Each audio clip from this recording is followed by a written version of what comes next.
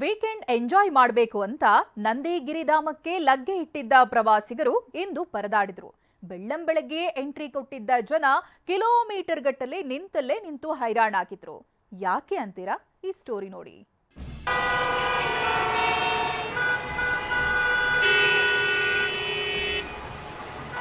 ಮುಂದೆ ಹೋಗಲು ಆಗ್ತಿಲ್ಲ, ಹಿಂದೆ ತೆಗೆಯಲು ಆಗ್ತಿಲ್ಲ.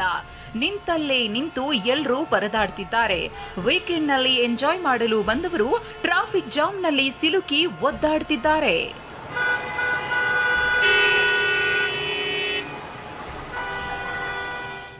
ಹೌದು, ಸೂರ್ಯ ಹುಟ್ಟೋಕು ಮೊದಲೇ ಬೆಟ್ಟ ಏರಬೇಕು, ಮೋಡಗಳ ರಾಶಿಯನ್ನ ಕಣ್ತುಂಬಿಕೊಳ್ಬೇಕು, ಬೆಳ್ಳಿ ಬೆಟ್ಟದ ಮೇಲೆ ನಿಂತು ಸೂರ್ಯೋದಯ ಸವಿಯಬೇಕು ಅಂತ ಸಾವಿರಾರು ಪ್ರವಾಸಿಗರು ಚಿಕ್ಕಬಳ್ಳಾಪುರದಿಂದ ನಂದಿ ಬೆಟ್ಟಕ್ಕೆ ಲಗ್ಗೆ ಹಾಕಿದ್ರು.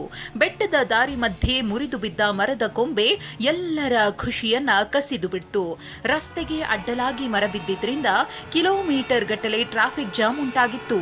ಬೆಳಗ್ಗೆ 5 ಗಂಟೆಯಿಂದ ನಿಂತಲ್ಲೇ ನಿಂತು ವಾಹನ ಸವಾರರು ಹೈರಾಣಾಗಿ ಹೋದ್ರು. ಸರ್, ನಾವು ಕೊಪ್ಪಳದಿಂದ ಬಂದಿದ್ದೀವಿ, ಆಗ್ತಾನೆ ಇಲ್ಲ, ಮೂವ್ ಆಗ್ತಾನೆ ಇಲ್ಲ. ಹಾಫ್ ಅನ್ ಅವರಿಂದ ಇಲ್ಲಿಂದ ಇಲ್ಲಿಗೂ ಬರಕ್ ಆಗ್ತಾ ಇಲ್ಲ. ನಮಗೆ ತುಂಬಾ ಕಷ್ಟ ಆಗುತ್ತೆ. ಪೊಲೀಸರು ಯಾರೋ ಬಂದು ಕ್ಲಿಯರ್ ಮಾಡಿದ್ರೆ ಚೆನ್ನಾಗಿರುತ್ತೆ ಅಂತ ಮಕ್ಕಳನ್ನ ಬೇರೆ ಕರ್ಕೊಂಡ್ ಬಂದಿದ್ದೀವಿ. ನಂದಿಗಿರಿ ಧಾಮದ ಮಿರ್ಜಾ ಸರ್ಕಲ್ನಿಂದ ಬೆಟ್ಟದ ಕ್ರಾಸ್ ವರೆಗೂ ವಾಹನಗಳು ಸಾಲುಗಟ್ಟಿ ನಿಂತಿದ್ವು. ಪ್ರವಾಸಿಗರ ಪಾಡು ಹೇಳತೀರದಾಗಿತ್ತು.